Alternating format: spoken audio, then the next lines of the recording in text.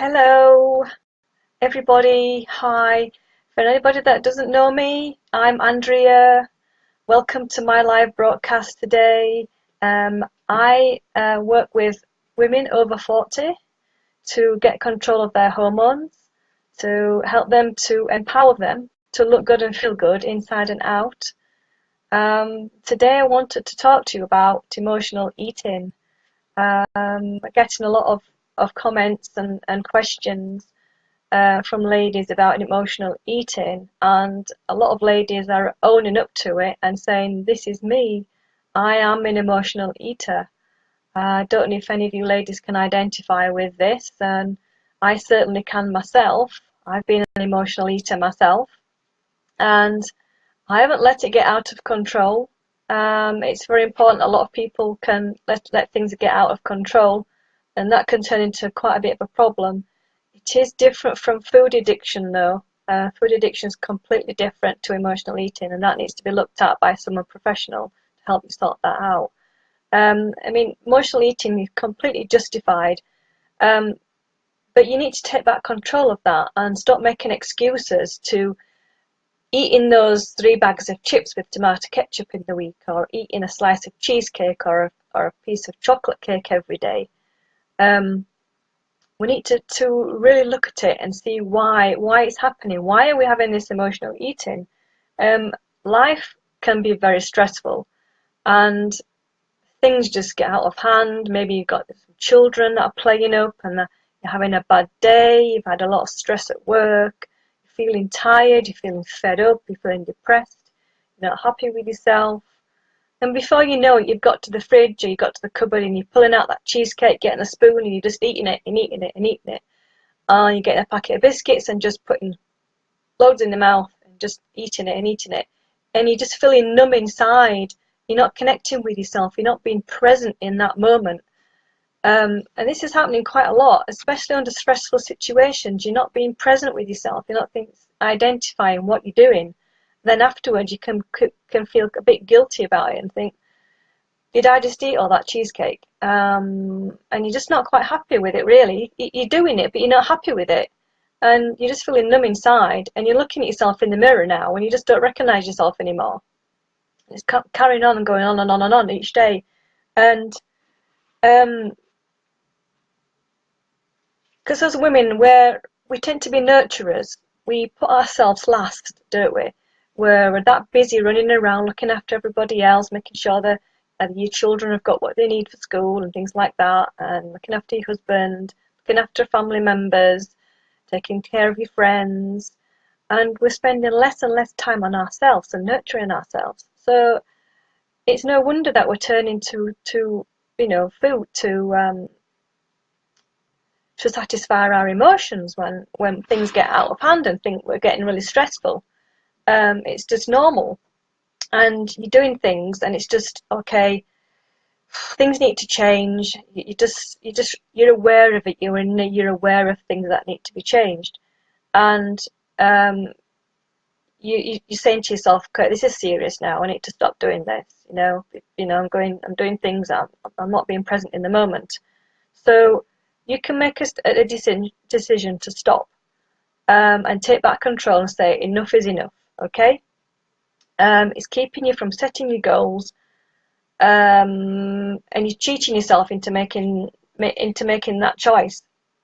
So if you can sit down and take a deep breath and say, okay, how am I going to make changes to do this, and to get to know yourself again. That's the most important thing, is getting to know yourself again, and identify why you need to start taking care of yourself again, because it's all about self-care as well. We're that busy looking after everybody else that we're forgetting about ourselves, forgetting about that self-care. So that is the most important reason when you're sitting down and trying to identify how to make these changes, how to stop this emotional eating, is to do it for number one, doing it for you. Then you can start saying, okay, I'm going to do it for myself, I'm going to do it for my family, I'm going to do it for them, and to show them that I can be a strong, independent woman, and I can make good health food choices, and setting an example for your children and anybody else in your life, that are looking at you and saying, yeah, that is a strong woman and she's making good choices. She's not letting her emotions get the better of her. And you can be all the more stronger for doing that, and stronger emotionally for doing that, by taking a look at yourself and acknowledging your own self-worth. And your why has to be very powerful here. Your why for doing it has to be really powerful. And you can get a journal and start writing down the reasons why you're doing it, and then you can start from there. You could say to yourself things like, I want to know what it feels like to be a strong, independent woman, to be a strong woman who makes good health choices for her body, something like that. But maybe you've been sort of a person who's been going from diet to diet to diet, following someone else's meal plans, and you don't have to follow someone else's meal plans. You don't have to follow other people's diets, and then you yo-yo in, and then you're on low-fat food, so you're eating this cardboard food with no taste to it. So no wonder we're eating for emotions, where we're turning to all this rich, sweet food to satisfy ourselves, because we're denying ourselves food by buying on these diets, denying yourself that you can't have this and you can't have that. So it's going to just create a snowball effect and not be good at all. And then you feel like you're missing out on things, and you're just reaching out and because you're just numb inside, and you just want a quick fix. You just want something to make you feel good. Then at the end of the day, you're looking at yourself and you're not happy with what's happening.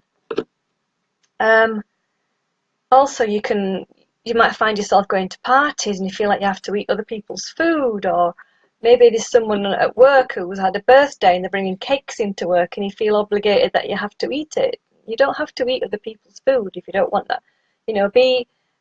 Be independent, be proud of yourself, that you're not gonna, okay, I'm not gonna eat that if I don't want to. I don't have to eat that person's cake. Go wish them happy birthday, but I don't have to eat their cake. You can take a stand on that, admit to yourself, write it down, get clear in your head about it. When you're writing it down, when you're getting clear in your head about your why, you're owning it, and you're stepping up and you're saying, right, this is it now. I'm getting it clear. I've written it down. I'm committing to this because I've written it down now. I've got my why I want to stop doing this emotional eating. And that's really powerful, getting it out there, getting it on paper so you can see it and you can read it.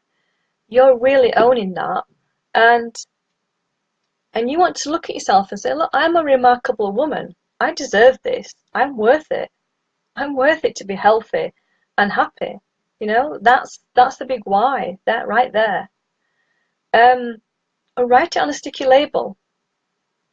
Just get it on a sticky label and say, okay, this is what I'm going to do. I am worthy. Even if you don't believe it right now, write it down and say, I am worthy. I'm a strong, independent woman. I make healthy food choices, and I'm worth it. And the more you keep saying it, the more you read it, the more it will sink in, and the more you will believe it. And one day it'll just be there. You'll just be that person.